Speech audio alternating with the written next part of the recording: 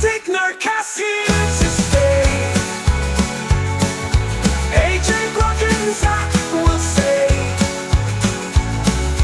join the ride, don't fade away. Nerdy joy in full display. Hello, ladies and gentlemen, and welcome to Frantic Nerdcast episode 70. I am AJ. I almost fucked that up. Well, I understand it. You're beardless, so you're all a little off kilter. I know. For those of you watching, I am not beardless. It's funny because You when I are got beardless. I am beardless. We're going to start this one again, just so you know. are we? Yeah. I want to just Oh, give you, I let's just leave leave it in this there in. now. It's done. You left my microphone cord in. This is Yeah, staying but that in. happened like 10 minutes into the episode. But yes, I am AJ. I am Brock. And I'm Zach. And welcome to Frantic Nerdcast. For all your frantic rambling shit. Look, if that start is not an exact representation of our fucking ramblings, then what is? That's pretty much it. We've been away for a week, and apparently We we've forgotten how forgot to do what to do. everything. So how it yes, works. strap in and enjoy the ride tonight, Oh, guys. Exactly. We've got some fun things to talk about tonight. We're gonna talk about some comics, some joy toys. We're gonna talk about some TV shows, and we've also got a listener request on a game as well. So stick around for all of that. While we bumble through it. I would like to start off with some movies that I've been watching because I've been on holiday, so I've been smashing through a couple of movies. Sure. So I have recently, not that one. What do we got? This one here. I've recently been to the movies, seen a couple of movies there, and just watching some. I watched one that we talked about a while ago, called The Radleys. Do you remember this one? It was a British one. They were Was this vampires. the British vampire one. Yeah, and from memory, we really liked the trailer of it. Yes. Yeah. No. It was boring as fuck. Yeah, okay. I thought so much more was going to happen, and it was just it was very much just a family drama movie Yeah, wrapped because it was in like vampire because it coding. was meant to be like a vampire coming of age type thing, wasn't it? Yeah, and I like remember the family abstain from drinking human blood. Yeah, and they're yeah. trying to live normal lives, but then the daughter, someone tries to rape the daughter, so she goes vamp for the first time and sucks his blood, and it was boring. Yeah, okay. It was very That's a boring. shame. I was very upset because I really liked the cast in it. Yeah. It's remember the old that- mate from Billions, Yeah. and the chick who does. She's in a lot of other stuff, but she's the voice of Meredith in Brave. Yeah, okay. And I really like those guys, but yeah, it was really disappointing, unfortunately. Oh, well, another one of those trailer tells more than That's it. what the movie does. I watched Fight or Flight. This is another one with a trailer. I think we briefly talked about it. We're kind of us, so we started doing trailers. Is it Josh Hartnett? He's on a plane and he's got to try and find this assassin person, but he doesn't know what they look like. But then he finds out that half the plane are assassins as well. Oh, I think I vaguely remember this. Yes. It was fucking mental. It just was sounds- so good. Just from that, it sounds balls to the wall. So and like he's just on the wall, and then all of a sudden, while he's on the plane, all these assassins start getting his picture as well. So they're trying to kill him, but then they find out who the assassin, like the person they're trying to get as well, Right. is. So they're trying to, and it's just brutal, like small corridor fights Right. on this plane. It's insane. It was so good. Whole thing's on the plane. Yep. Yeah, right. Fantastic. Highly recommend. It's got Katie Sackhoff in it as well, Yeah. e.g. Battlestar Galactica. Yep. Yeah, it was great. Highly recommend it. I watched K-pop Demon Hunters on Netflix. Oh, please don't spoil this because I want to watch it. Okay, It looks pretty I good. wanna watch I loved it. Excellent. Loved it. The Was premise it a of movie, was it? Yeah, I thought it was. I I thought it was a series. it was going to be a series, and I started watching it and went, hour left. Oh, it's a movie. yeah. No, I've seen the trailer for this pop up on Netflix. I'm There's like, yeah, I want to watch there this. are super funny adult moments in it Yeah. as well, which are really like you see Sure. it. You just me and my wife were both just laughing our asses off at these parts. But the songs were really good songs. Yeah, okay. And it was just a really good story, and I really enjoyed it. And the animation is phenomenal. All right, we'll discuss this next week. Yeah. Then I also watched Queen of the Ring, What's which that? is it's the chick that played Felicia in Arrow, the blonde chick. Oh, yeah. She plays, I can't remember the name of it. She's one of the first female wrestlers in America, and she was the first ever millionaire female, Okay. I think, or something like that. And it's her whole story of starting out when it was actually illegal for women to wrestle and all this kind of stuff, to her becoming like this big superstar. It was an okay movie. the wrestling wasn't great. It's one of those ones where I think the movie has, the wrestling and that sort of thing has to carry that because it's not a storyline that really is. It wasn't spectacular wrestling. So like when you watch like that compared to like Iron Claw, which was the Zac Efron one. Yeah, but then again, like the story, it's not like there's the baseball one where that first women's baseball team. Like the League of Their Own. Yeah, that's a more compelling story because of how it's come up. Where I think the first female wrestler just doesn't have that pull.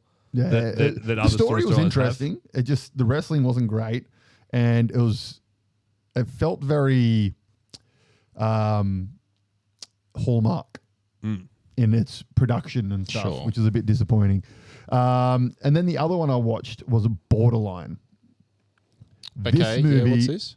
Who's in this? Fucking loved. So Borderline was just let me get my bearings on this one again.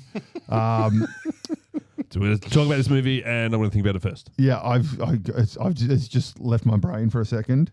Give me a second. I need to see the picture to remember it. This is for those listening and watching at home. Remember how we said that a perfect example of how we get through. Okay, these? yeah. So this one is Samara Weaving. Yep, Newcastle Australian actress, the niece of Hugo Weaving, and Jack Nicholson's son. Okay, and pretty much Jack Nicholson's son is full-on schizo, and Samara Weaving is like a pop star, like Taylor Swift. And Jack Nicholson's son, Ray Nicholson, he thinks he is in love with her and that they're a couple and they're set to be engaged. And the movie starts off with him knocking on the door and her security guard comes out. And the security guard is McDreamy. No, McSteamy. Both, I think. No, McSteamy. I think it's been called. No, McDreamy was the main character. You're right. McSteamy was the other one. Grey's Anatomy. on the note of him, he's going through some medical issues. Pretty bad. Yeah, apparently he's. I can't remember what it was. Which one, Dreamy or Steamy? Steamy. There you go. Thanks, so he's the our security wives. guard, and he gets stabbed by Nicholson's son because he thinks that he thinks he is Samara Weaving's character, and then he eventually cuts to 6 months later, and he escapes from mental prison. And it just turns to mentalness. Yeah, right. It was really, really enjoyable movie. Okay. It's also got Alba Batista. She is Chris Evans' wife, and she was also in Warrior Nun on Netflix. She was the main character in Warrior Nun. Yep. I haven't actually watched that. Is that It good? was fantastic. Yeah, it got cancelled. It was very upsetting, but apparently they're making a trilogy movie of it. Yeah, okay. Which, but apparently it's not certain yet whether it's going to continue from the series or it's just going to start fresh. Okay. Because it's based on a comic called Warrior Nun Azrael. It's one of those ones where Azraella, which is not held up to time. Let's just say that. I'll say it's one of those shows that sort of it looks appealing, but again, it's got one season. Is there going to be more? Oh, it's or do I 2 need to seasons. start it? Oh, there's two seasons. Okay. It does end on a cliffhanger, unfortunately. I've scrolled over it that but many it was- times. there Yeah, that's it's my worth the issue. watch. Yeah. It's worth the watch. But yeah, so there's some of the movies that I've watched, as well as I saw Ballerina, but Ballerina was good, and we could talk about that when you guys eventually see it. This weekend, bro. If I'm next movie I go to the movies to watch will be 28 Years Later, which is hoping for this weekend. I've heard fantastic things about it. Going by myself. So you finished? No, I'm finished. So I'll throw in 2 TV shows I've watched since we've been, which both I know AJ has watched. I don't know about you. First of all, Department Q. Started. Shannon and I are up to episode 3. Yeah, we started and couldn't stop. We'll leave it till. Yeah. Yeah, we'll leave that till next week. But I have it's- mentioned before but to it people is- it's it is fucking great, amazing. Yeah. Yeah. So Lisa started it, watched the first episode, and was like, actually, no, I need to stop and watch this properly because she was kind of doing something on the side. That's what I did. Yeah. And she's like, no, I need to actually go back and watch this. So yeah, it was Fantastic. fantastic. And then the second one was Bet. Oh, yeah. So the remake of Kakaguri, the anime, which I want to go watch the anime now. But starting this, you could clearly see this was a live action remake of an anime. Like, Oh, yeah. everything about it that screamed, this is an anime. Lisa watched the first episode. She's like, what the fuck are we watching? She kind of got into it a little bit more. And then I think the last 2 episodes again just threw her again because it just went balls to the wall crazy. But And it has been renewed for season 2, baby. fantastic. I'm keen. It was fantastic. It was great. Some of the acting, especially the main character, she was great. And I think she played the role well because it's an anime remake. So they captured that anime sort of style. But yeah, she definitely like it was overacting at points. I'm like, it was. Well, that's very much what the anime is No, like and as well. I know, yeah. and that's what I was saying. She's Like I was saying, like they have orgasms when they play certain cards and Yeah. stuff, and then it's like, because Lisa's like, she's really milking this. I said, no, like think it's anime. Like this is just a live action anime. You think it that way, it makes complete sense. She's like, yeah. because like I said to you, like when I talked about it after I first watched it, and like I went into it wanting to hate it. Yeah. I really didn't want to like it, and from the first episode, I was like, this is fucking great. I couldn't stand Suki. Which one's The social media influencer on the Oh, school yep, council. yep. Yeah, that character just annoyed me in general. But that character's meant to be like Yeah, that. Though. yeah. It's meant to annoy you. But yeah, it was fantastic. I was waiting for a few other things to happen, which I think might happen then in season 2. But like the whole poison kiss scene at the end, I was like, Oh, what yeah, the yeah. fuck's going on? And then when they're just playing the cards and they're both like, Yeah, I was like, you can clearly tell this is again anime because there's all these adults standing around watching 2 teenage girls just like start this game all like bright and chipper, and then just like within 10 minutes are drilling messes on the table and just like, oh yeah, that's fine. But the best scene in the whole movie, so the whole show, you see that one of the head chicks is like a bookie and she's always in like a onesie. shark onesie. Yep. And then her lackeys are all in these beaver costumes. And you see him sort of pop up, chasing a few people here and there. And then towards the end of it, a beaver finally has his moment. The hood is revealed, and it's Seth freaking Rollins, the wrestler. like he takes it off and he's like, I'm Seth Rollins, bitch. Yeah, and then his theme music starts playing, and he's like, and then cuts in and out, cuts in and out. This is in the fucking Yeah, this is the show. It's hilarious, man. He just takes it off. I was like, it's fucking Seth Rollins. And he just goes, I'm Seth Rollins, bitch. So I was like, oh, that's Seth Rollins. And he goes, I'm Seth freaking Rollins. I just cracked up for about 10 minutes. And his theme music plays. And then after he wins his little scuffle there, he just walks away going, I'm the beaver, bitch. And just keeps walking away. I was like, that's just made the show. The rest of the show could have been Christ. horrible. That scene, the set of scenes, won it for me. Right. Yeah. But yeah, it's I tried to explain to some people at school, and as soon as I said, "Oh, it's a remake of anime," they're like, "No, I've lost you." I'm like, "No, just watch it. It's 8 or 10 episodes of just fun." I think it's because usually American adaptions of anime are shit. They're not well done. See, I would have said lacking. It's- I think it's- yours is more to the point, though. Yeah, but a lot of them people don't understand. Like, if you watch the Japanese live action adaptions of Yeah, they're animes, good. they're great. They're fantastic. Like the Death Note 1 and 2 and the L movie, fantastic. And then there's a series which was an original series based like after the original Death Note, and it's great. Whereas Yeah. the Willem Dafoe Death Note, I liked Willem Dafoe in it. He liked it. I liked it. Yeah, I didn't understand mind it, but it doesn't hold up to the Japanese No. ones. Yeah, and like that, the Full Metal Alchemist live actions weren't horrible. I enjoyed those. The I haven't seen them. Kukugari, the live action Japanese version of that. Yeah, I'm gonna go. I'm gonna Great, go 'cause watch there's a this TV series and a movie. because I Or can't. two movies, maybe. I can't wait for season 2 of this to come out, which I'm assuming will be season 2 of the. Well, it does differ from the anime, and I've never read the manga, but I'm guessing from the manga as well. The anime, like they play different games in it. It's also a lot more drawn out in the anime. Yeah. They well, it's anime. well, they very much like even like that first game she plays, where it's the flip the high card. Yeah. game. That's I can't remember what it's that's called, yeah. like nearly 2 episodes in the thing, whereas in this it's like 5 minutes. That was the only thing that I wanted to see more was to her like sort of actually beat all the Well, the see, that's school the anime. councils. Yeah, it very much goes. And through then it. the other thing that's left hanging is like the whole Riri character with the mask and stuff. Like actually, like finding out more about her backstory would be cool because she was that sort of aloof yet dangerous character in the background. So Yeah, you'll find out that stuff later on. But yeah, loved it. It's great. What would you give it pack wise? I'd give it 9. Yeah, Lisa would probably give it a 6 because it said she there were episodes where she just completely lost it. She's like, "This is a school. Where are the teachers?" I'm like, "That's not the point of this show. Don't worry about it." Well, It's they not do. like school." They do explain that the fact that it's Yeah, in the gambling halls, there's no teachers millionaires, allowed there. billionaires, Yeah. kids, and Gangsters' wives, They've gangsters' essentially kids, things like that. they've essentially taken over the school. Yeah.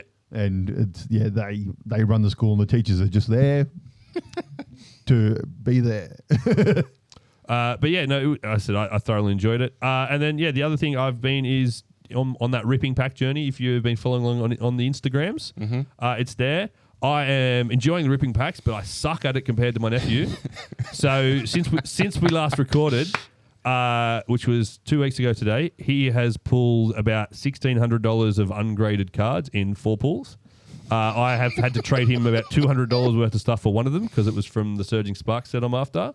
And the other 3 were all for his Destined Rivals. So he's pulled out of all the top Destined Rivals pulls. He pulled number 1, the Mewtwo, number 4, which is the Moltres, and number 5, which is Nidoking. So Moltres and Nidoking about 200-ish Australian.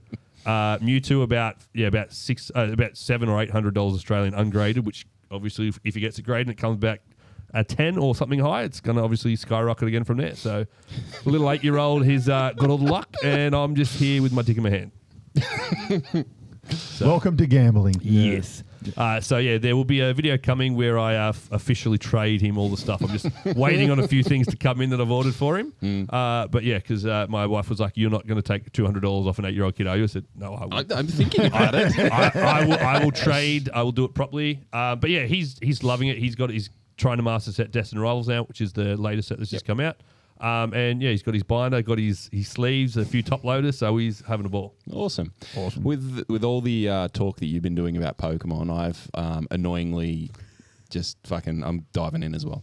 So you've officially decided it's happening? It's happening. So I have decided that it's one of those things. We talk about Pokemon so much. It's like I've got no interest in playing the game.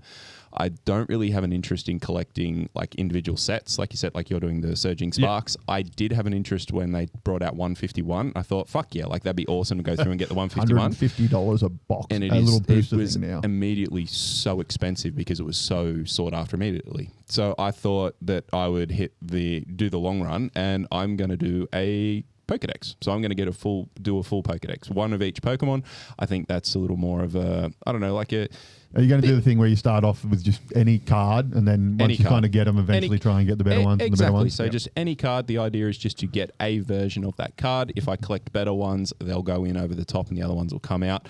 Because obviously there's the reverse holos. There's also the EX cards, and then you get your full arts, all that sort of stuff. So I started a couple of weeks ago. I'm going to put a rule in for you though. Yeah. If you get a card graded, it's not allowed to be included in the set because it can't go in the binder. Sure, I'm fine with that. Yeah, I actually saw someone on that. So you can get binders for them. Yeah.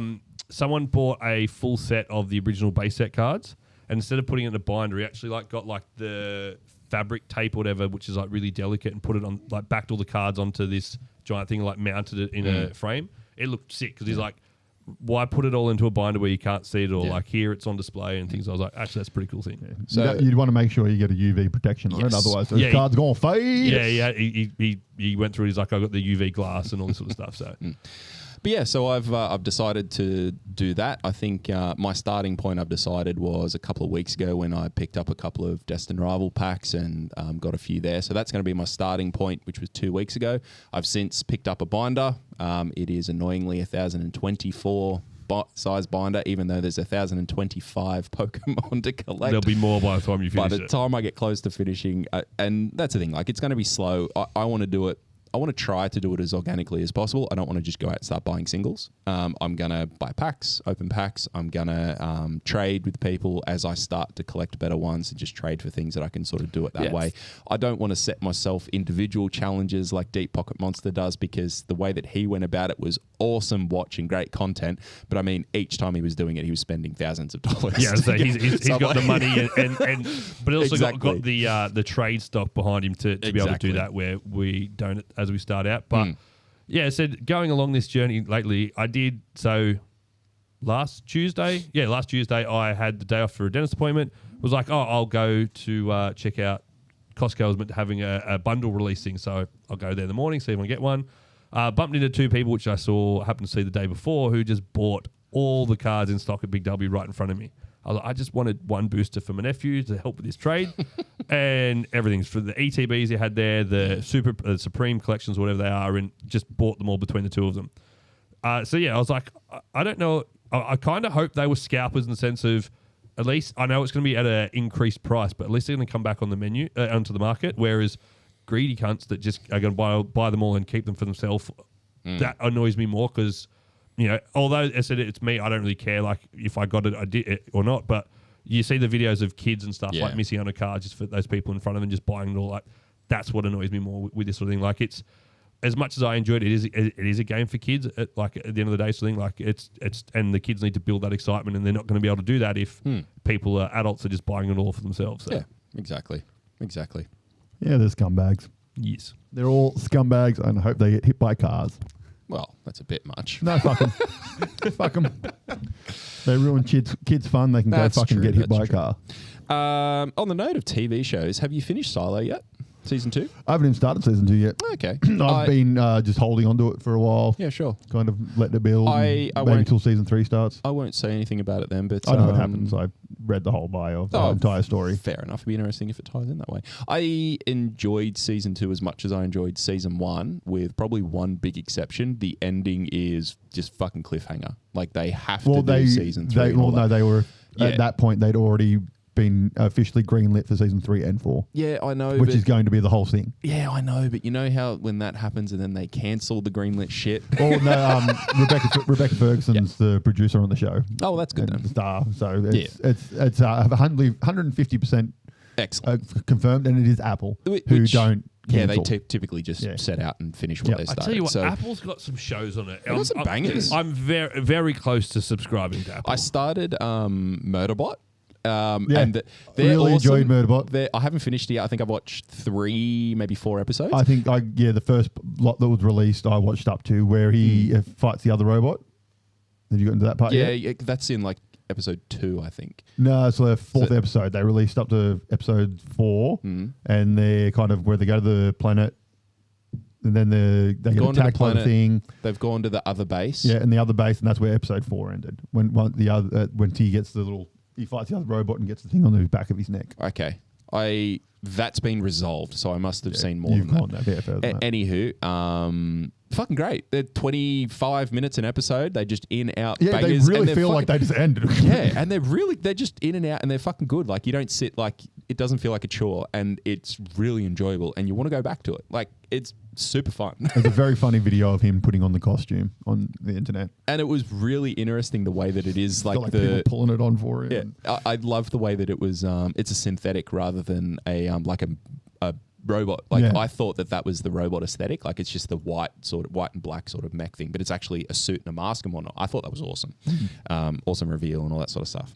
But yeah, if you haven't watched that, fucking go check that out. There is another show I've just seen on Apple that I'm like keen to watch. Stick. Oh, yeah. The Yeah, Owen the- Wilson Owen golf Wilson one. golf show. So that I've seen a few trailers of it, and that looks fantastic. Yeah, so. it does look good. And if you haven't yet, and everyone needs to get onto it, is watch C. Yes, that was good. SEE. Jason Momoa, you told me about it, yeah. The whole world's blind, and fuck, it's great. And season 2 has Dave Bautista. Yep. Really, really good. It's got a good cast. I would, He's got another show on Apple as well, where he's War Chief. war chief. I didn't think I haven't watched I it, but thought it was on Apple, but I had a quick look and Oh, it it's wasn't not, is it? there. I don't think it's on Apple. I okay. thought it was as well, but I mean, it might not even be out yet. It was definitely coming out this year because we mentioned it a few weeks ago that it was coming, and it looks good. I was very keen for it. I forgot about it. I had a quick look on Apple, not a very good look, just a quick one because I stumbled on Murderbot and goes, oh, that's right, I was going to watch that too. So I put that on instead, but very keen for that one. It looks good. Is it called War Chief? War Chief, Chief of War maybe, something like that. War Chief brings up a movie. Whilst you're looking for that, I thought I'd have a quick yarn about The Better Sister. Because I watched that. Yeah, I watched that with Shan at home. It was about 8 episodes. It's on Prime. Came out on the 29th of May. Sorry, Chief of War comes out August. Yeah, there you go. Still got a bit to go. Oh, was it on Apple? I didn't say. I just saw the release date. So, yeah, this one's based on the 2019 novel of the same name, being Better Sister. It was by Alifa Burke. She was a consultant on the show. They were a consultant on the show, a thriller which follows 2 estranged sisters and the murder of their husband/ex-husband. The reason I say their husband/ex-husband is because one sister was married to him, had a kid with him, and then problems ensued. Wife out of the picture, therefore became ex-wife. Sister then came into the picture, married ex-husband. And the stepson, who is her sister's son, now calls her mum, et cetera, et cetera. So it's a really interesting dynamic. But And Eddie, Superwoman. yeah. So basically, went out at the father gets murdered, and it's sort of centered around that murder. It is a really, really good whodunit. Basically, And the younger sister's like in a like semi-culty kind of thing. oh No, I'm thinking Sirens. No, I'm thinking Sirens. There's like she's a part of the elite in America in this one, and she's like quite like it comes off a little culty. Yeah, it's actually, not. yeah, It's no, it is the not one I a- was thinking of, It's yeah. not a cult. It's just culty. Sirens on Netflix, wasn't it? Yeah. No, I was thinking of Better Sister because Yeah, the okay. trailer kind of portrays it very cultish. I kind of half watched Sirens while Lisa watched it the other week. But I mean, it's got Jessica Biel in it. Opposing, I can't remember her first name, but last name. Oh no, I'm thinking Sirens. I'm thinking Sirens, not Better Sister. Sorry. Yes, I'm thinking Sirens We've come full circle. because Sirens is the one with the Australian chick that's playing Superwoman in it. Oh yeah. Millie Yeah, Alcock. it's about two sisters as well.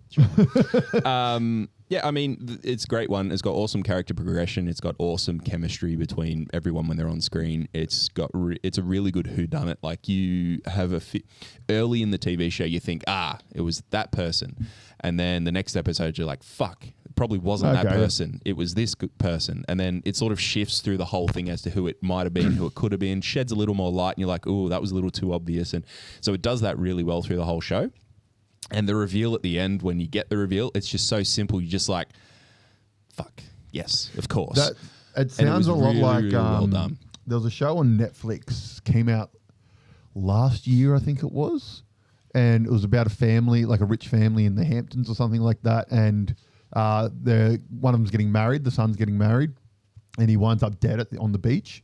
And then it kind of each episode goes through different people. It's got Dakota Fanning in it. Dakota Fanning and Nicole Kidman, I think, is in it. Yeah. Yeah. And at the end of it, you're like, when they reveal the murder, like how it happened, you're Yeah. like, for fuck's sake, that's so simple. That was on Netflix too, wasn't it? Yeah. I've seen the trailer for that. I haven't watched it. I preferred this one over that. It had a little more of a darker undertone to it. The way Okay. it was Yeah, it carrying looks a through. lot more grittier. Yeah, so a bit more gritty, a bit more dark undertone. From that perspective, I enjoyed this one more. The only downside I found, which it's kind of typical of these shows, is so much happens in the last episode where they're just trying to resolve, Yep. like tie up all the loose ends and whatnot.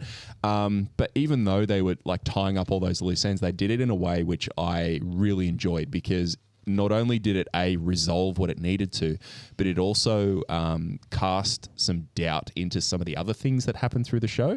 Like it sort of said, oh, but we've told you that this has happened, but because of this, something else might have happened as well.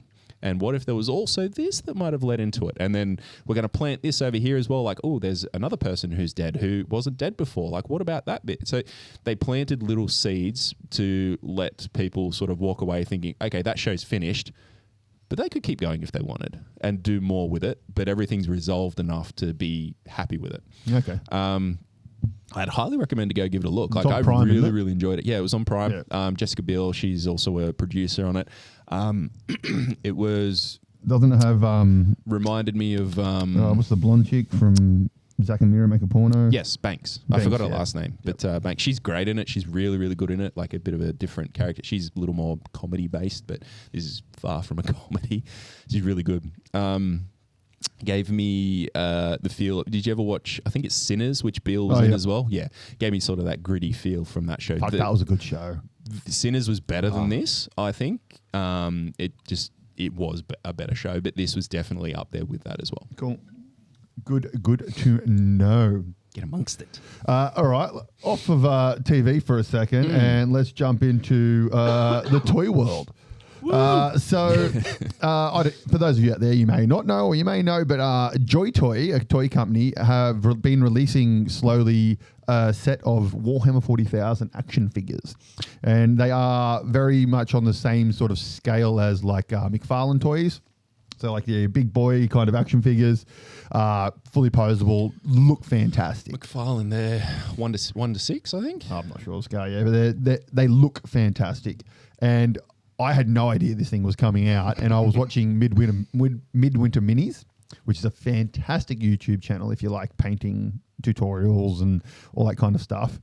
I'll come back to them in a second. But he pre-ordered it, with his own money and stuff. They didn't send it to him or anything like that. And he got it, and the box is fucking monstrous.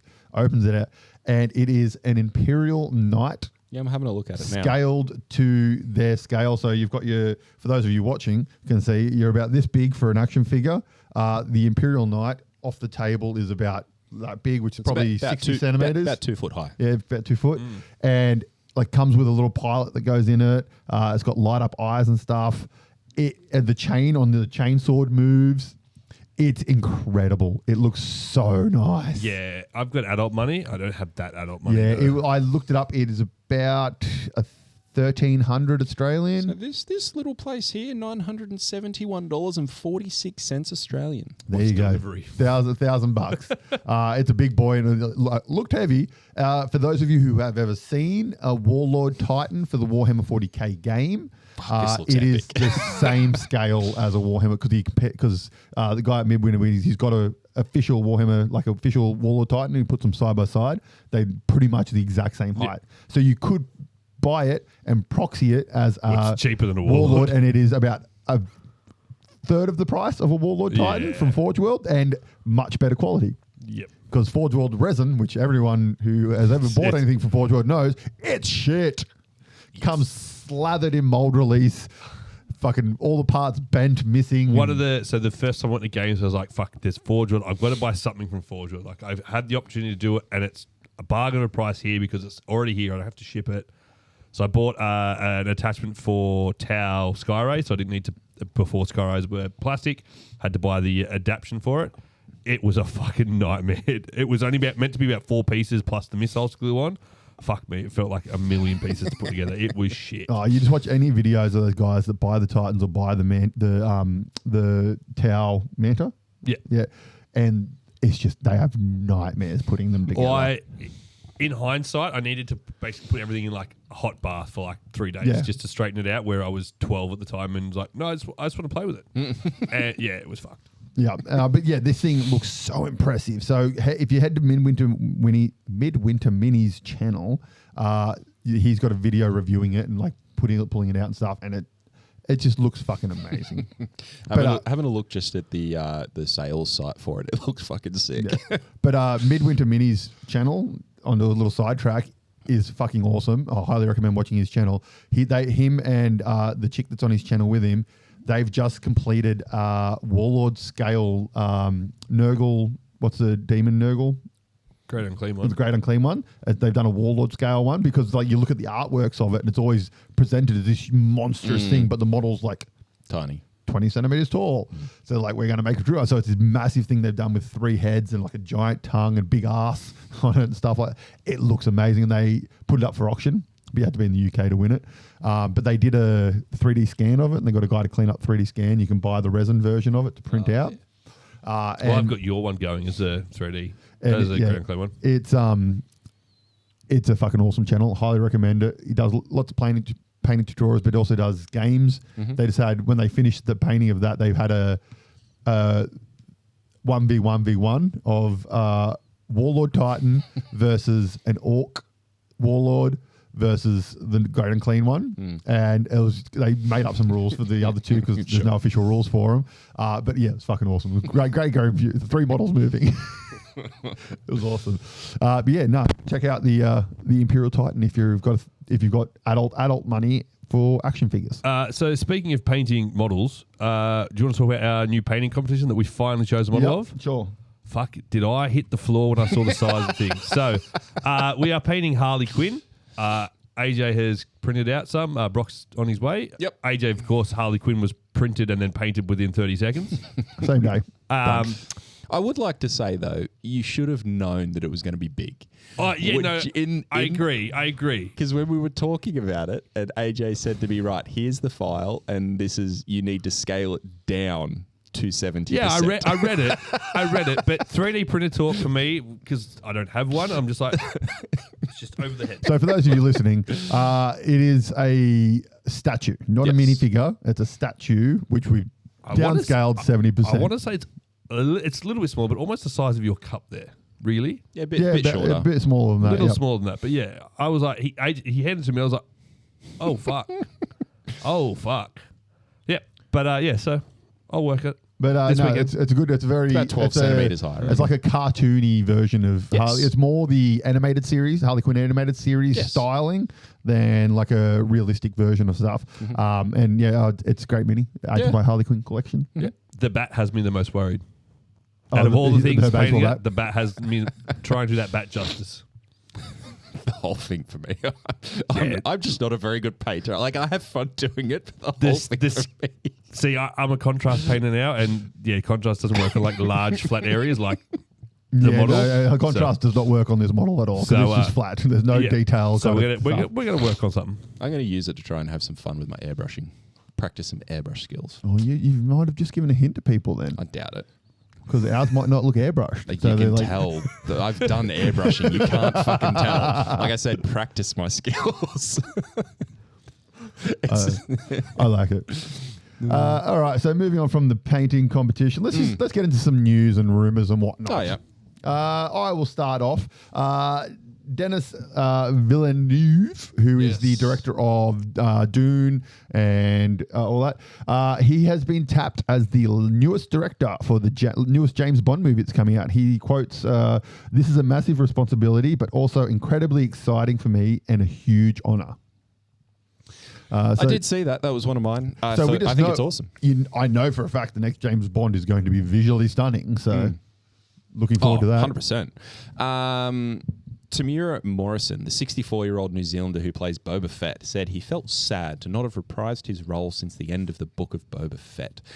In an interview, he asked where his season 2 was. For those who don't remember, and we've spoken about it before, half of the Book of Boba Fett was fucking Mandalorian.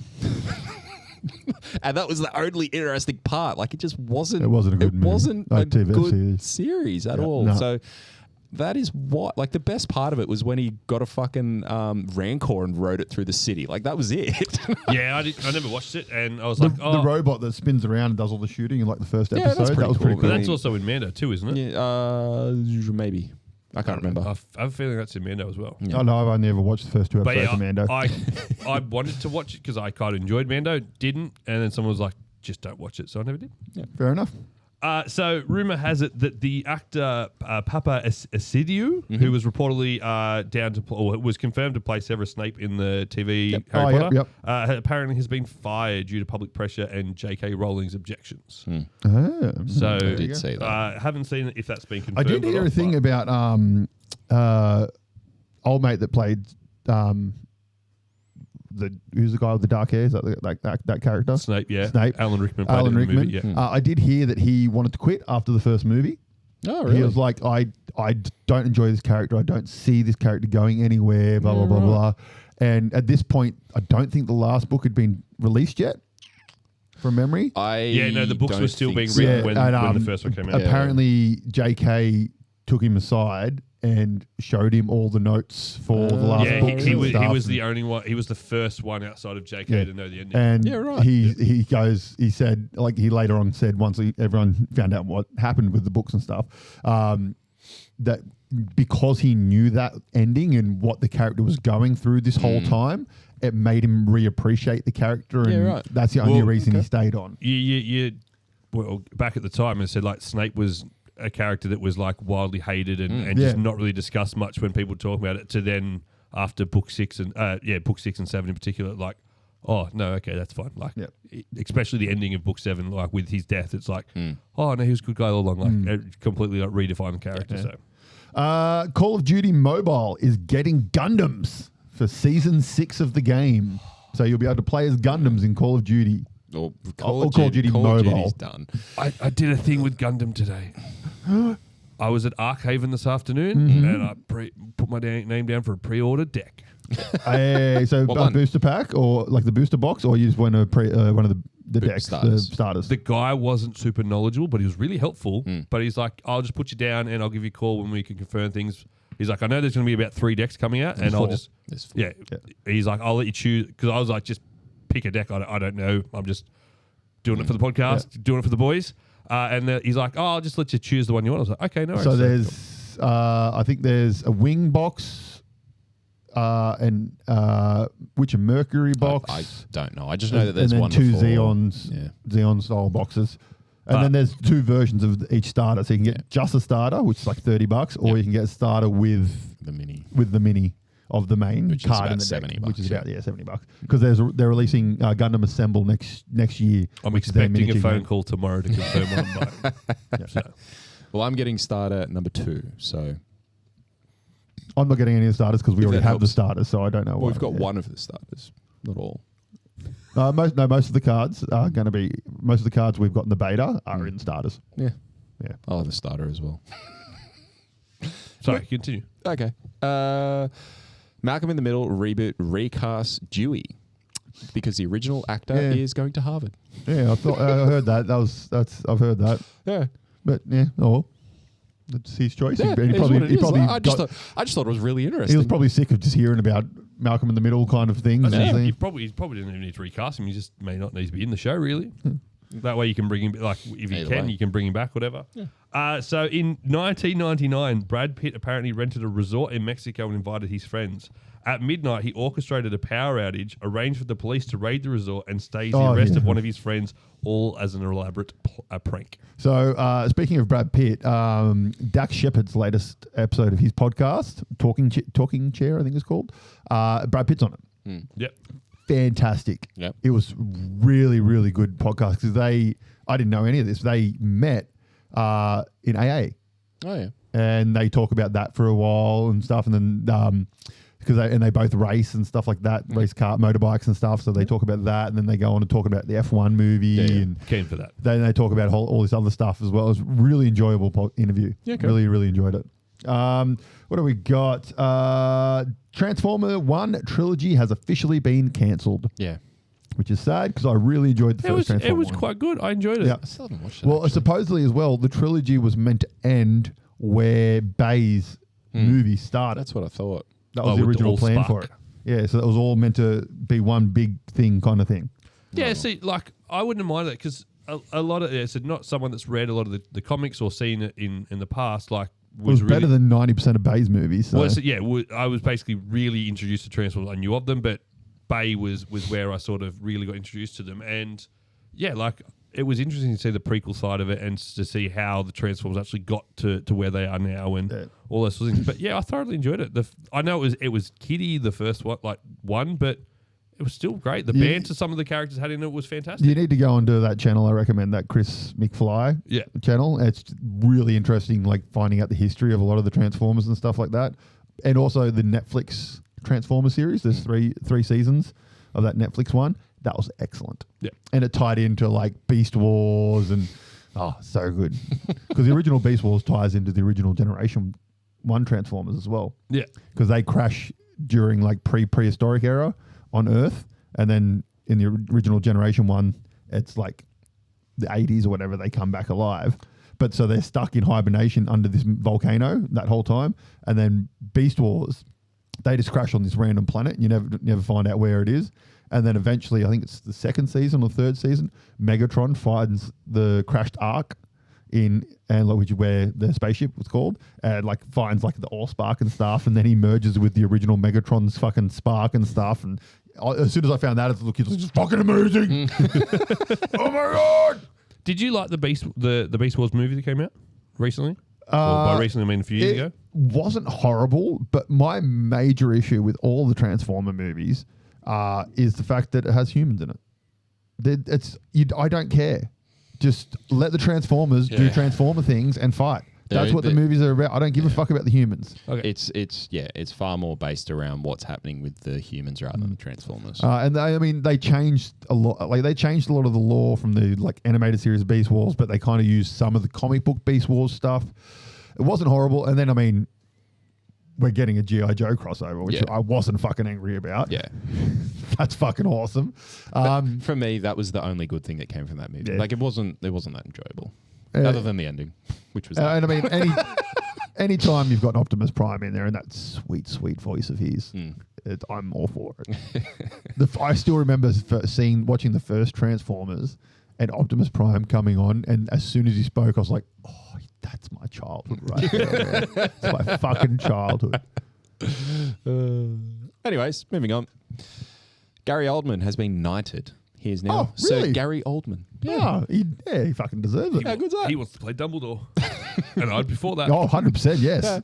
He's like, I'm of the age now where I can play Dumbledore. I can make it work. Fuck it out. Like, even if you weren't, I'd make There's it a work. great interview with him with Stephen Colbert, and Stephen Colbert asked him, "Have you ever thought about if put like sneaking farts into your movies?" And he's like, "Hey, what?" So he shows him like a whole heap of clips of Gary Oldman like acting, and then every now and like you pull a face, and they just put this. And Gary, he is in fucking hysterics, man, to the point where he's crying. It's so funny. Okay, so James Gunn says Batman is his biggest issue in DC Yeah. right Oh, I now. read this, yeah. Yeah. So There was- Batman has to be Batman has to have a reason for existing, right? So Batman can't just be, oh, we're making a Batman movie because Batman's the biggest character in all of Warner Brothers, which he is, but because there's a need for him in the DCU, and a need that he's not exactly the same as Matt Reeves' Batman, but yet he's not a campy Batman either. I'm not interested in that. I'm not interested in a funny campy Batman, really. So we're dealing with that. Every single Batman story has been told. It seems like half the comics that have come out of DC over the past 30 years have Batman in it. He's the most famous superhero in the world, and people love him because he's interesting. But we need to make him interesting, not boring. So how do we create that properly? That's fun to watch, Yes. which makes a lot of I sense. I but think when I was reading that, it actually made me. I was happy reading that because it sounds like that the character is going to have a lot of input into what is actually we're going to see. Yeah. So that makes me happy because I mean, because we all know my obsession. at first I kind of read it, I was like, is he not going to have Batman in it? In which case you can't not do a DC universe you and not can't. have Batman in it. He's the most. But yeah, I fully understand what he's talking about there, where if you're going to do it, you've got to do it right, especially for Batman. You could, other characters, you could have Aquaman flop or things like that. Well, I but mean, one of the biggest issues is you had Nolan's Batmans, which were fucking amazing. Yes. And then you had Reeves' Batman, which was Incredible. pretty fucking good in its own right as well. And it's just, you've had two sensational Batmans, one after the other. It's very hard to sort of, It's going to be hard to find somewhere because he'll want to have something that's almost, I don't know, like in between, so to speak. Like he'll still need to take it into that realm where it's a little more of the unrealistic, so to speak. I mean, we've got Superman, so it is into that realm where we have superheroes with super abilities, rather than like Nolan's Batman was the idea of let's take Bruce Wayne and the idea of Batman and a vigilante and put it in a real world scenario, and then you've got Reeves's Batman. That's actually quite similar, except it's taking it back to like that year one type comic sense. And it is done in a really, really good way as well. It's because I think like if you want to look at the two, like with them both being in the real world perspective, I think Nolan's Batman was about Bruce leaving Gotham, learning a bunch of shit and coming back, whereas Reeves' Batman is about Bruce staying in Gotham and learning what he needs to do whilst he's at Gotham fighting the crime. So I think they're the two distinct differences between the two. And then this one, it needs to go down that route where we had Batfleck, who was in amongst the other superheroes who had the super abilities, and getting into that world. And how do you pull off that well and make it hit and just yeah, because that's going to be hard. Batfleck really was Bat Iron Man at points. Like it was very much. well, that's what Batman is. That's what Yeah, Batman is. yeah. They're the same characters. I think it would be, and this is probably because I've been reading it recently, but I mean, if he went down an absolute Batman route, that would be fucking amazing. But how does that then tie into the fact of your Superman and your Wonder Woman and your Green Lantern? Like, how does it tie into that? Because it's much more ground level. The question I think that will answer a lot of our things is, do we know the route that this DC universe is going to take? Like, They haven't really said. No. yeah, I think once you know that, and maybe we'll get more of an idea once we see Superman, once the Lanterns show comes out and things like that, we see what sort of universe they are building. Will probably give us a better idea of what Batman is going to be in there. I think with what Gunn's been saying, the idea is that yes, there's going to be an underlying something or other, but it won't be like it won't be the same as Marvel, where it's like 1, 2, 3, 4 big, 5, 6, 7, 8 big. Like it won't be like that. It'll be more so. Here's a movie. There's a movie. they relate to each other. Here's another movie. It relates to that one over there, but not that. And then here's something big. Like, so he wants to, from my understanding, is that it wants to be a little more He doesn't want it more sporadic. connected. Yeah, he doesn't want to say you have to have watched everything else to understand. No, it'll be more scattergun, but yeah, there'll be those little Easter eggs that ties in, like ties Superman into Batman, Batman into Green Lantern, and things but like that. it will be far more Easter egg, like more Easter egg homages to those characters and their interlinkings within DC rather than it'll be like you a need newspaper that- in the background sort of thing to show something's happened, but rather than Yeah, exactly. So, and one thing, like what we've seen as we're talking about all this, is from what I've been reading, and we've spoken about as well, is that Superman's already established in the Gun movie that's coming out. It sounds like he's been. I think Superman all the characters, all the characters are pretty much. Yeah, so he's been Superman for 3 years. Is the latest thing that I was reading. So he's been doing the Superman role, position, whatever you want to call it, for 3 years up until now. So it's going to be interesting how that plays out. And there's also been like something that you mentioned, Zach, was how are they going to cover off on all of these characters within the show? Because it's a 2 hour and 10 run time, and there's a lot going on with characters introduction and whatnot. And Gunn came out and more or less said, don't be worried about it. Like, for what you need to do from a talking perspective and an introduction to those characters, it will be fine. I can guarantee you it will be fine from a context perspective. And he actually came back and said, if you want like a context, go and watch Oppenheimer. There are more individual talking roles within Oppenheimer where are things that you need to track to be able to get to the end of the story. It's not like that, and it's not as bad as that. I'm like, okay, there's a comparison. That's fine. Like, that'll put some people's minds at ease. Until you watch it, you're just not going to know. Yeah, so I had a thought that I reckon it's going to start with that interview, and that interview is going to start out with him like saying, "Oh, you've done this," and it'll have a quick like 30-second flashback to this scene and this sort of thing. So like, I reckon a lot of that will be covered at the start of that interview, and that interview will be the Kickstarter of like, you know, you've just done this and caused all this uproar, and we go straight into that. Potentially. So, and then the other characters might just like draw back in a little bit or something. Yeah. Speaking of Oppenheimer, I see this thing. To watch Oppenheimer, you need to understand geopolitics, modern physics, astronomy. Need to have an IELTS score minimum 8.5 and a GPA of 3.9 plus. And to watch Barbie, you just need a girl to go with you. So watching Oppenheimer is much easier.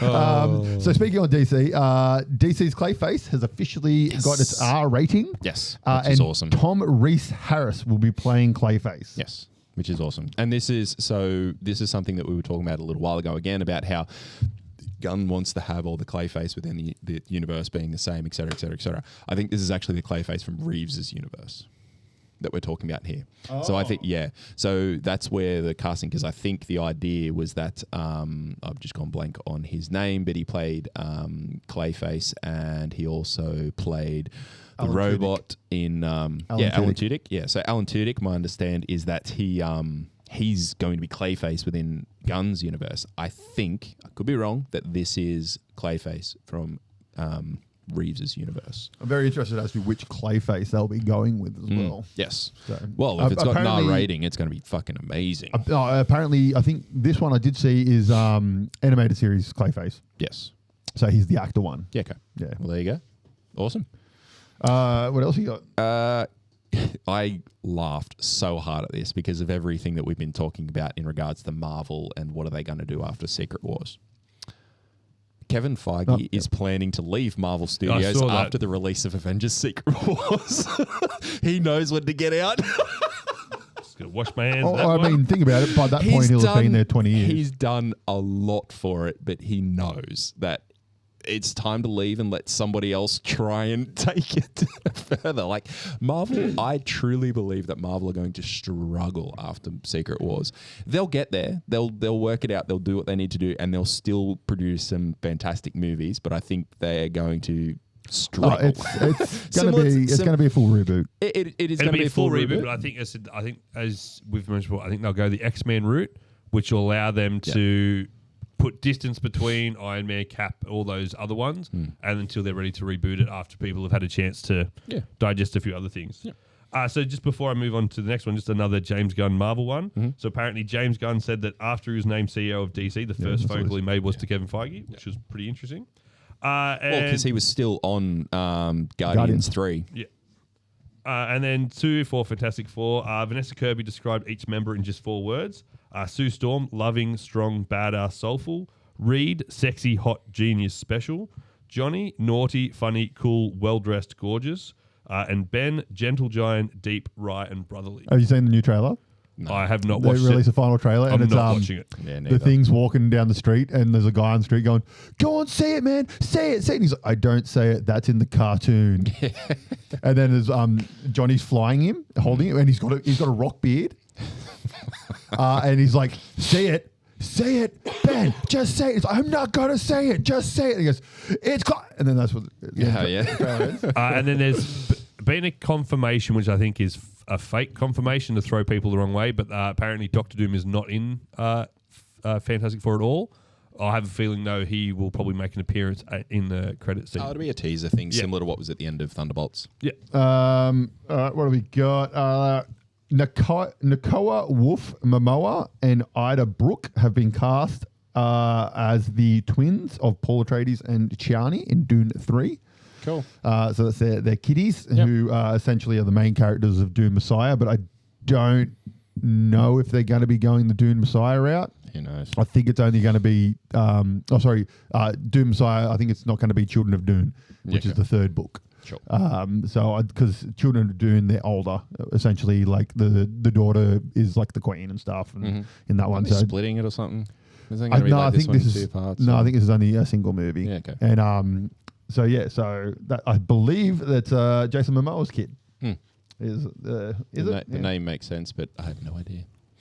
TCG Pocket, the Pokemon game that we've spoken about a little bit, they are having their first casual championships. So in August, they are actually going to be doing a championship bout, so to speak, when you're in a particular place over in the States. So that's going to be more or less their kickoff to start some form of world championships. Nice. Because I do prefer that version of the game over the normal version. Yeah, but it's very much like good. We've said it before. Like the meta decks and that are fucking ridiculous.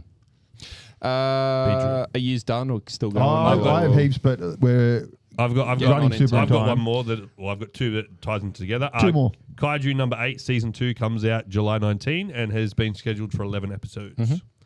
Okay, so I've got Studio Trigger, which is the anime studio that did Cyberpunk, the Netflix series, and Kill the Kill, which is one of my favorite series ever. They want to make an adult-only magical girl series with no censorship. They want to break the boundaries with mature storytelling and visual freedoms. Okay. And if you're seeing Kill the Kill and Cyberpunk, like you understand, like they are more mature animation style. Like Kill the Kill is very over the top, but it's visually stunning the way they animate and stuff. So I'm very interested in that. So it's essentially think like Sailor Moon, but done in Kill the Kill style. Okay. Which would be cool. Disney brings living legend Ron Clements out of retirement to mentor new I did see generation that, of animators and storytellers. So he was involved in a lot of the 2D animations for things like Ariel, Hercules, Atlantis, etc. And that supports the fact they're going back to that style. Exactly. So they've more or less said we're not hitting the mark. Let's go back to basics and do some stuff. Yeah.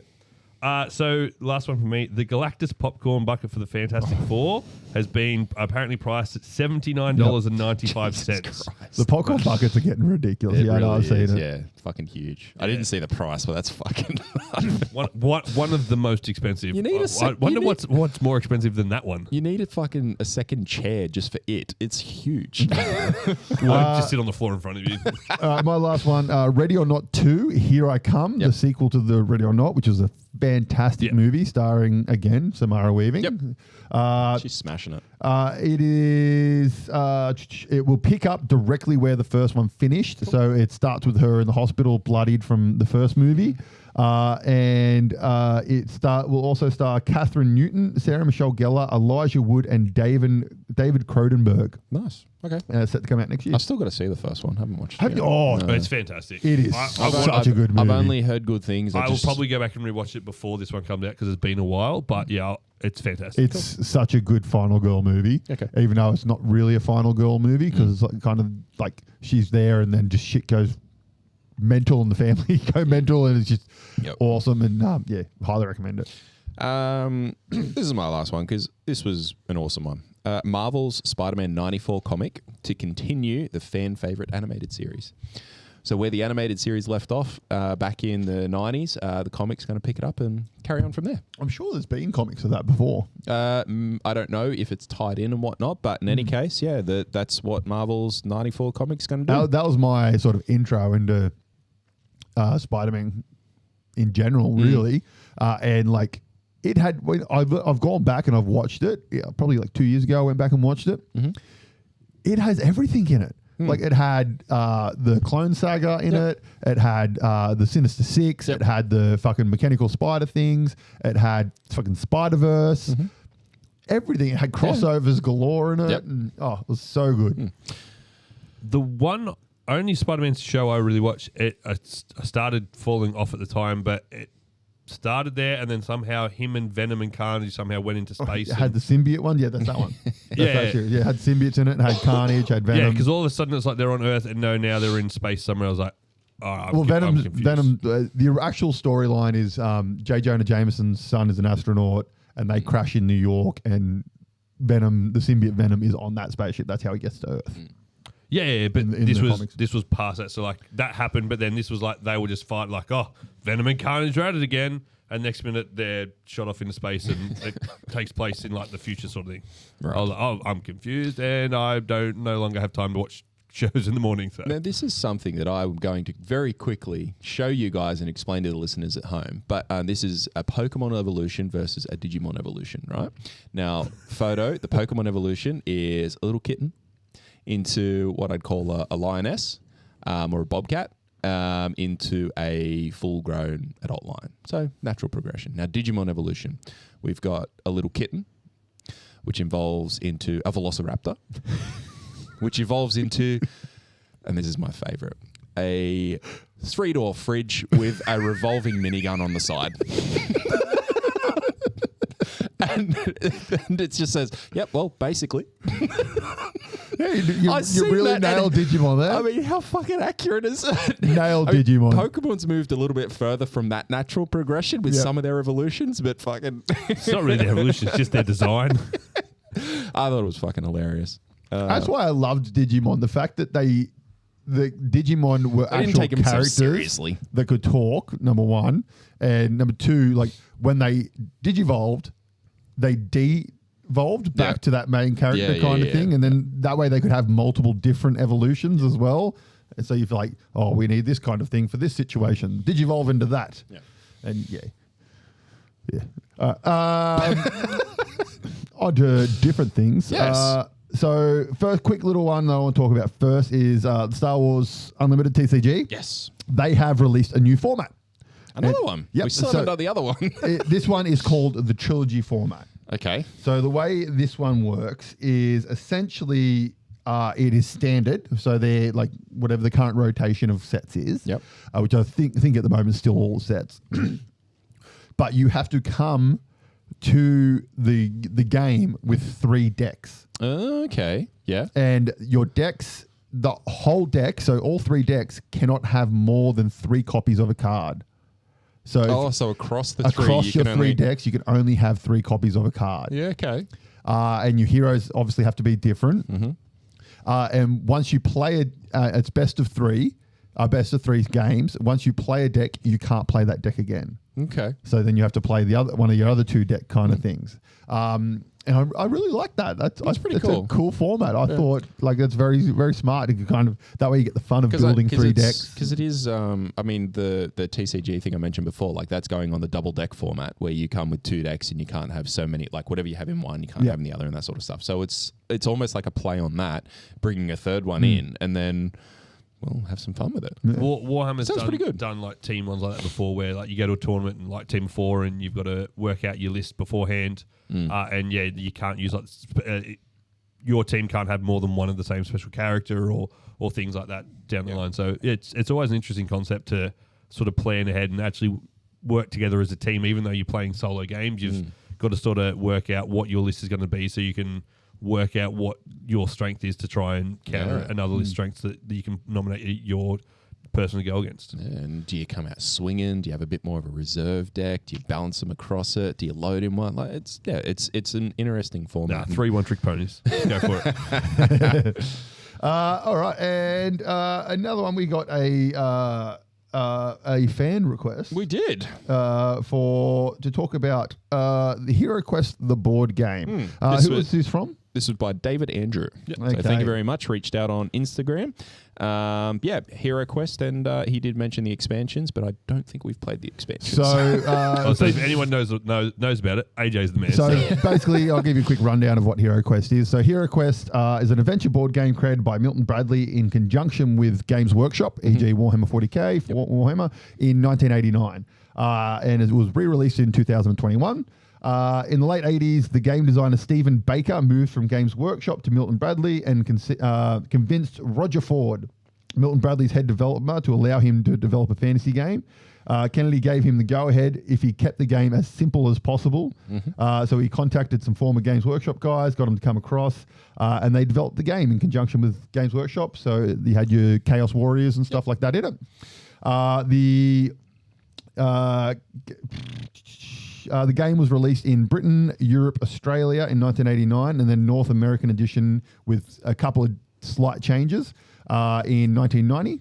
The game consisted of a board, a number of individual miniatures and items. The protagonists are 4 heroes: the barbarian, the dwarf, the elf, and the wizard, who face off against a selection of monsters: orcs, goblins, Fmir, Chaos Warriors, and Chaos Warlock, which represent many of the named characters of the various quests, as such as Sir Ragnar and the Witch Lord.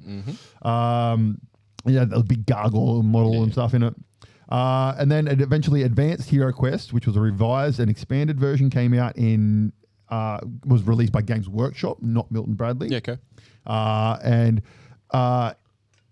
Like I said, in 2020, Hasbro got the rights to it, and they released it under their brand Avalon Hill. Yep.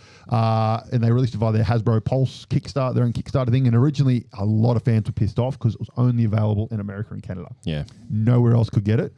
And I think it's pretty readily available. I think from memory, it was because of copyright issues. Something to do with that. And I believe they sort of went, okay, well, fuck it. And they got rid of everything Games Workshop from it. Yeah. So anything that mentioned Chaos got changed to Dread. So the Chaos Warriors became Dread Warriors. And then they also changed the Fmirs, which are lizard folk from Games Workshop, and they became the walking fish things. So eventually it got released, and they released 2 versions. One that came with all the expansions and one that was just the base game. And it has, to this date, about 15 expansions for the new version, which a lot of them are the remakes of the older expansions. So basically, the game it's the monopoly of adventure games, basically. And you have a book. That's a good way to put it, actually. The book has a map layout in it, and it shows the dungeon master, where everything goes. Yep. And then that dungeon master knows where everything is, where all the traps are and stuff. And then the other players will take the roles of the adventurers, and they start on a staircase. And adventure 1 might be, you need to find this key. And then so they'll go out, blah, blah, blah. And when you move out, you're like, would you like to investigate? You can find stuff. Or when you move out, you'll see where doors are, and then also reveal the monsters in the room. Yep. And essentially, it's roll and move, which is a very, very painful mechanic. I need to get 5 spaces. I rolled 2 ones. Yes. Fuck. But they designed it to not as a difficult game. It was designed so that kids could play it with their parents. Yep. That's the concept of the game. And I think they nailed that really well. 100%. It's so simple. It's a game. I don't think I've played it. It's a game that is so easily adaptable to such a broad audience. Like, as you said, like, it is simple enough for kids to pick up. It's roll and move. It's attack that guy. It's search the room. Like, that is as simple as your mechanics are.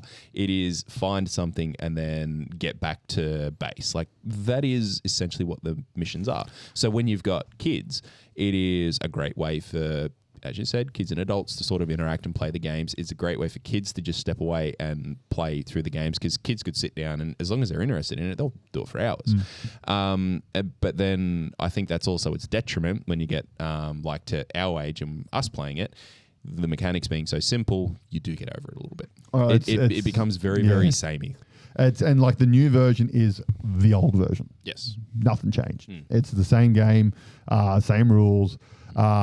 And I do like the app that comes with it. Yeah, you so get the new one app they that released, you can yes. play solo, so you don't have to have a dungeon master. Correct. Which is handy. Or if you don't want to play a dungeon master, you want to play with 2, 3, 4 people, you can do that as well. So the dungeon master is the phone, and then you're all. And on that the new version, if you backed the big lot on the Kickstarter, it came with a whole heap of additional adventures. So you didn't get any minis, just new adventures, which essentially book with like 12 playable adventures in it. One of them written by Joe Magnanello. Mm-hmm. Nice. And then also, I think you got like 2 of the expansions or 3 of the expansions. And it's a good fun game. It is. In my opinion, there are much, much better dungeon crawlers than Heroquest. It's probably bottom tier in my opinion. It's more a nostalgia thing for a lot of people. I think I wouldn't say necessarily a nostalgia thing. I think it's a great entry level dungeon crawler. Yeah. Because I think it's a great way to introduce a younger audience. It's a great way for like some of the older generation playing the games and have that interaction with the kids and introduce them to the world of dungeon crawlers and those types of tabletop games. But I do agree there are better ones. The one that comes to mind for me is another one that you got, which was Dungeon Saga by Mantic Games. Yeah, that is it's pretty much Heroquest with much better rules. It's just got better rules. The mechanics are just a little more. They're a little more complex, not super complex, but just a little bit more. And that little bit more makes a big difference. So rather than as simple as going out and finding something, you've got to go out, do something to then be able to find something. If you know what I mean, there's just that little bit more to it. And yeah, it's good fun. And another one that is much better than Heroquest is Descent. So Descent's by Fantasy Flight Games. Mm-hmm. It is on its 3rd edition, I think. And the newest edition's a very big box and very expensive. Heroquest is also expensive. I think it's like $200 for the base game. And Descent's a really, really good game. It's not. I don't think it's on par with Dungeon Saga in my opinion, but it's still a very good game. Really nice miniatures. I had the older edition, which was fun to play. Yep. Lots of expansions because it's Fantasy Flight Games. Yeah. But they also released a Star Wars version, which they had the base game, and I think there are about 4 or 5 big box expansions, and then like a whole heap of character packs you could buy for it. So it's the same game, just basically, yeah. Star Wars it's a lot of you have tiles, and the tiles build the map out, and then essentially you have a mission. You got to go from A to B and fight. And you'll play as like some form of Jedis and stuff like that, or Han Solo or droids or whatever. And it was good fun. And then they released like a PvP, like player versus player version of it as well, with set maps and stuff, which was fun. But it's when they lost the license to Star Wars. I think, no, they didn't lose. I think they just stopped making it because they made everything or something like, I don't know. Fair enough. I know. I think no, because they do they do the Star Wars mini game, so it's not them. Yeah. But I know Fantasy Flight, I'm pretty sure do unlimited as well. Yeah, no, but it's released through another company. Oh, okay. It's through the subsidiary. Because they do Atomic Mass. Yeah. I think or they do the Marvel Crisis, which is technically Fantasy Flight Games, and because they do Star Wars Legion, and I believe, and a lot of people believe, that's why Fantasy Flight Games lost the Games Workshop license. Yeah, okay. Because they had lots of Games Workshop card games and board games and stuff like that you could play, and Games Workshop said like, no, we're done. And then like 6 months later, Star Wars Legion came out. Yeah. It's like Games Workshop have probably gone, you're not releasing a mini game. You're not competing with us. Fuck you. We'll have our license back. Thank you very much. Yeah. But yeah, Heroquest is a fun game. Very simple game. It's good to play with younger kids and stuff like that. It's not. It's a beer and pretzel game. I think the drawback as well is because of, like, as we said, it's good for playing with the kids and whatnot. The drawback there is it's very expensive to get into if your kids are kind of like, I don't want to do this. See, I think it'd be a good game for Alana to play. Because Alana is starting to expand her board game set and go into some of those deeper board games. Yep. I think that'd be a good one for her to get into, so then she can start getting into the other ones that you say are probably better off. There is also Gloomhaven, but don't touch it. That's a bit wild. It's a good game. Fuck me, there's so many components in that fucking It takes game. you about 4 hours to set up for a half-hour session. It's got a lot going on. But no, like Heroquest is good. Like I said, like it's a good beer and pretzel game. Like sit down with your mates, have some beers, play through an adventure or two, because an adventure only takes like 30 minutes. Maybe some of the bigger ones might take an hour kind of thing, but quick games. Guerrilla Miniatures, Ash and Guerrilla Miniatures, they played through the whole original campaign in their videos, and they're pretty entertaining. One of the downsides is, yes, you have to have one person that has to play the Dungeon Master. Oh, the tablet changes but it's a very different game. Yes. Playing if you have one person playing as the Dungeon Master versus using the AI thing, they're very different. And it is a better game with the Dungeon Master. Yes, I do agree with that.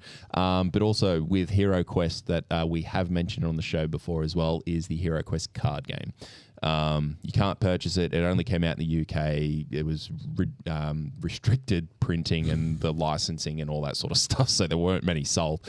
But if you can get your hands on that, even if you can get the files and get yourself one printed, highly, highly recommend that, because that's a game that for me has massive amounts of replayability. It is a super, super simple game.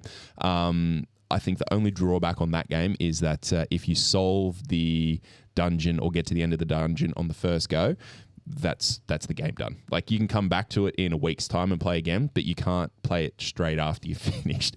If you try it and fail, you can keep going because you're like, fuck, I've got to get this done. Yep. But if you succeed, you're done with that. And also with Heroquest, there are a lot of fan adventures out there. So there's two really good ones that I've seen. One called Sunday Quest and another one called Axia Quest. And they make like little 12 adventure campaigns and stuff for them, which you just need the actual game, and then you use these adventure things. Nice. So it's pretty cool, like little stories and stuff. That's awesome. But yeah, so that's what I got, and I believe there's a comic book you wanted to talk about. Yeah, Brock. I was going to talk about a comic book because, well, actually, before I talk about that comic book, I mentioned to you during the week, AJ, I might have actually put it in our group chat with Zach as well. Possibly. Invincible. I got up to where the TV. No, okay, I got up to where the TV shows is up to, and I was at a crossroad. At a crossroad. Do I continue? Do I stop? Do I stop? Do I continue? Should I? Of course, I fucking continue. Yeah, you did. Yeah, you did. I knew you would. Fuck, there is some good shit. Yeah. I'm up to number like 80 something. I'm thereabouts 80 something. So. There is some stuff in there that I cannot wait to see how it translates. Now you see what I've been talking about. Because there's just this one scene, and it is the start of one of the like something big ends. I'll just say like the Viltrumite War. It hasn't ended yet, but it's getting close. And then something happens, and you're just like, oh shit, hang on, no.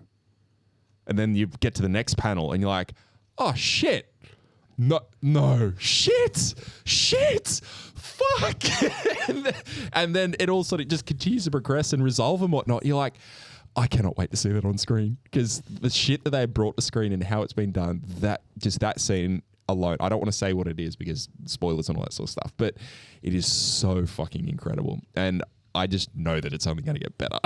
So, yeah, I'm glad that I pushed on. And now that I have pushed on, I genuinely don't think, and I think you might have said this, that it won't take away from watching the show, because even with how far I've read, like I know the story now, but now I just need to know how it's going to translate, and I'm super keen for that. I think I enjoy the little tweaks they do to the show, from the comic. I enjoy those little changes that they make. You can like, oh, that's different. I like that. It's good. Yeah. And then you also see some of the scenes that they've kind of pretty much gone panel to screen. And you're like, that's fucking awesome. Yeah, exactly. But yeah, the comic I was actually going to talk about is Groot Uprooted. So in our last episode, we spoke about Groot, the character, like had we read any comics and whatnot, which we hadn't. So I went because there was talk that they were going to do the Groot World TV show or movie or something. Yeah, so the comic I read was Groot Uprooted. The first couple of issues were actually more so about Marvel, or ends up being Captain Marvel. Now, not the Brie Larson Captain Marvel. they are different people. He's still within Long the Kree story. Empire, et cetera, et cetera. But yeah, Long story. Moving on. So it's about Marvel and Solar. They're of the Kree within the Star Force. It's kind of fine. They discover Groot, Tweeg, and Gleef. They are 3 saplings from. They are Flora Colossi saplings from Planet X. They were taken by spoilers, which are kind of, I wouldn't say a mercenary of sort, but they're the big bad combing the galaxy and destroying it. So they are set up on Planet X as a home base. They've got some awesome things in it. They're things called chainsaws. They're just big dino robots with fucking chainsaws all over them. It is as simple as it sounds, and they're pretty sick. They're led by, so the chainsaws are and the spoilers, they're led by Ags, which is just AGZ. Turns out to be a corrupted being from Planet X, so a corrupted Flora Colossi, and he looks fucking awesome. Just a big evil Groot. So think Guardians of the Galaxy 1 Groot, except bigger and just looking fucking evil. So the end of 3. The end. No. When he's the big tree version. No, in 1. No, because in 3 he gets fucking roid heavy. He's like beefed out. That's what I mean. Yeah. No, but in Guardians 1, you know how he's just like tall and Yeah. lanky, but just like sort of big and lanky and whatnot. Imagine that, Oh, okay. but evil. Because I've read a couple of things here and there where he's like the big. Groot's the big fucking mental like Hulk looking motherfucker. Yeah. So just imagine that Ags, that's what Ags looks like. Groot's still just a sapling. Yeah. And he actually stays a sapling through the whole comic. But yeah, so led by Ags, he's got 4 arms. Each of the arms has like blades and saw blades and like a mace, axe coming out of it, limbs. He just looks fucking evil. So getting that onto screen for Planet X would be amazing. There is a Centauri in this named Yondu. So remember Yondu from Guardians? It's just a female Yondu, basically, sort of doing the same thing. Except you know how Yondu's got the whistle with his little spear, basically? Mm-hmm. She has a bow and arrow, and it does the same thing. So she shoots the arrow, and then and it's pretty awesome. In essence, this was more of a Marvel comic that has Groot in it. Okay. And they've used Groot as the selling point. They've used Groot as a selling point. They've used Planet X as the base, Groot's home planet and all that sort of stuff. Now, if they were to translate just this comic as the Planet X sort of thing, it would work really well. And there are things that you could do to shift Groot into being older. You could bring some of the, like you could bring Rocket into it. You can bring others back into it and whatnot. Like the premise of this comic around Planet X, and it's like got elements of not dying but not doing well and that sort of stuff because of Ags. It would translate well to the screen, I believe, and translate well in a good movie that you could centralize around Groot. That's good then. The comic, I mean, yeah, it's fine. It was fine. It's not a Groot comic. It was Marvel with Groot in it, but worth a read. Some of the things will translate really well. I want to see some chainsaws on the screen. Cool. That would be fucking awesome. And even if we just get the chainsaws and Ags on screen within that planet space, because it is just a big green planet except for these dead spots, I think that'd be fucking awesome. Cool. I don't think I mentioned. I haven't mentioned this on the podcast, but I think I might have mentioned to you. But I finished the second book for Stormlight Archives. Oh, yep. And it's good, eh? Second book was great. And I've 80% through the third book now. I've got I think 15 hours left or something like that. I think of all of them, the third book was probably my least favorite so far. It's getting the wheel of time style for me. Like he's just so much shit in it. I'm like, I just don't care. Yeah. Just get the fucking point across, mate. Yeah. So when I finished that one, I needed a palate cleanse, and I read a couple of the ones that Lana recommended. Well, I've already got and Unwound. I've already got my next book lined up. I'm gonna hit up a couple of the Discworlds. Oh yeah. So I've got the first one, and I'm gonna have a crack at some of those because they're pretty easy reads. The Discworlds. I think I've read the first one ages ago, so I'm just gonna have a crack at that and read that before I go into the fourth book. Yeah, sure. Because I mean, this third book was 50 hours, and I'm at Yeah, I think I'm And you've at been 38 hour. and you've been listening to them. I've been reading them. Yeah, fuck that. I'm no way in hell I would read that shit, man. That's so funny because because these were sort of the books that I'd been reading and the only books I'd been reading for a little while. I'd open it up and because I read it on a Kindle. After you've read so many pages, it tells you how long you've got to go, and each of them comes up and says about 40 hours ago. I'm like, fuck, I didn't think I took that long to read books and whatnot. So I just got to keep going through, get to the end. I'm like, oh yeah, sweet, that was pretty good. And then when I stopped reading those for a little bit because I needed the palate cleanse after number 3, I put a book up and I read through a little bit, and I'm like, 6 hours? What?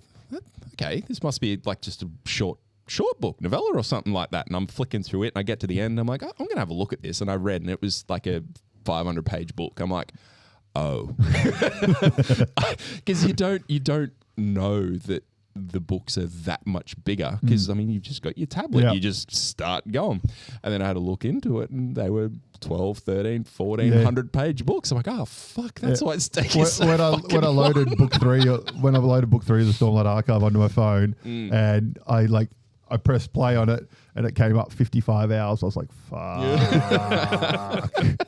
What have I done? Yeah, and they only get bigger after the third one. Yeah. So like the fifth one is probably going to be like 70 hours, I reckon. Well, I know that the fourth one is I'll wait for the movie. Is about 1,400 pages. I think when I was checking it the other day, I'm 70% through, so But I don't have too much to in go. all honesty, like there is so much shit he could have cut out of this book Yeah, that I did do not need agree. to be in the book. Just so many, and I found a lot of the stuff with Dalinar and the political stuff. It's just repeating the same thing over and over again, multiple times, and it's like you didn't need mention it once here, mention it once there, mention it once there. Like you don't need to have a full chapter on this fucking one conversation that could have done in a fucking paragraph. I think because the books are so big, he's almost treated them as like 3 or 4 books within one. It pretty much is, yeah. Because they are so fucking big. And because of that, you have that every now and again. Like I think each one of them is separated into part 1, 2, and 3. It is 3. Yep. I couldn't remember if it was 3 or 4. Yeah. But and you're right. Like it'll give an explanation about something. It'll come back to it later. And I think book 3 was the worst for that because it was so much more into the political element of what's going on Rashar. So Well, even when they get to Rashar to stop the Voidbringers from taking it over, that whole part with fucking Vale, like it's half the book is fucking her wandering around giving food to people. yeah. I'm like, this is great. This could have been done in a chapter. It didn't need to be half the fucking book. And that's the thing, like, because there's bits within that with when Vale's doing her wandering around, is that there's awesome bits, like her interactions with Wit. Yep. Like, I could have read so many more passages, which was just Vale and Wit talking backwards and forwards in, like, Wit's riddle method and for Shallan to, like, interpret and, like, going through those stories and that sort of stuff was incredible. Like, I was fucking drawn right in when Wit started talking Just like about Zach is now? the sun and the moon story. Yep. And how the queen Oh, was like that was incredible. Yeah, that only just happened for But that's me. the thing, like the bit before and after that is kind of like, well, fuck, it took a long time to get to that, and now where are you going They've after just got to the lighthouse in Shadesmire or wherever it is. the lighthouse in I forgot they go into Shadesmire. That's where I'm up to right now. Yeah. Zach, read them. They're good. They are good. I'll wait for the movie. I've got the audiobook, so if you want the audiobooks. No, I'll wait for the movie. I did find that one far more political. It's got some good stuff. Oh, that there are happens good towards the parts end. in it. Yeah, really good parts Gets in a it. little more like actiony, so to speak. The next one is definitely still more so in the political realm, but it's got I think there's less of coming back to things, but there's still a lot of bullshit in there. Yeah. But it's just different bullshit, so it keeps you a little more going along with the story rather than And what's your theory on Wit? on Wit. Yeah. Don't like him. Wit, he is one of the original persons, so to speak, who have actually come from another. He's part of the Cosmere, but he's not from Rashar. He's from another world. Yeah. I reckon, yeah. His sister led him down a dark, dark path in his youth. Yeah. So That's my theory. But there's a few of them who are sort of like within that. I've just gone blank on his other the Mistborns. So the Mistborn, like, because the idea is that Brandon's built out a world where it's all within the Cosmi, which is Mistborn as well as this, and I think he's writing another fucking saga as well. And because of some of the things that have come through with those sagas, like, you know that some of the people within this book are tied into that. Like, there's one character who, like the Ghost Bloods, like, and how that like leads into some bits and pieces with Mrays and whatnot. So yeah, I think it's interesting. You're starting to find more people who are sort of within that realm. It doesn't say, hey, they're from another world, but kind of alludes to it, like with Wit. And there's a few other characters who start to fall into that as well. It's well done, in my opinion. I think Shallon's journey, like, I hated her at first. I think maybe because she wasn't really in the first book. She wasn't really, but she's a good character. She becomes more like the ending of book 3. I really liked, and she becomes far more interesting. I can't remember if it's the end of book 3 or in book 4. One of the two. She becomes really interesting into how Shallon and Vale like interact and whatnot. That becomes pretty sweet. You can tell he really wants to make it like full split personality kind of thing. Like, it's very much the way that he deals with that towards the end of the book. I think it's the end of the book and into the next one is awesome. Happening. Yeah, it's happening at the moment in this one. The way he builds it and then the way it sort of happens, because I think book 4 is about 12 months after the end of book 3. Yeah, at the moment the main characters it's Shalon, Vale, and Radiant. Yep. Like the competing ones. Yeah. And yeah, it like the way that soccer. Yeah. Go team. I don't think he's spoken for 10 minutes. All I can see in my head is you turning this into a clip of you two just like fast forwarding you two talking, and then just pausing it, and this happened, and this happened. Well, you should read them. You should. I'll watch the movie. Or at least go on YouTube and just watch someone who just spends half an hour talking about what happens in the book. You've just done it for me.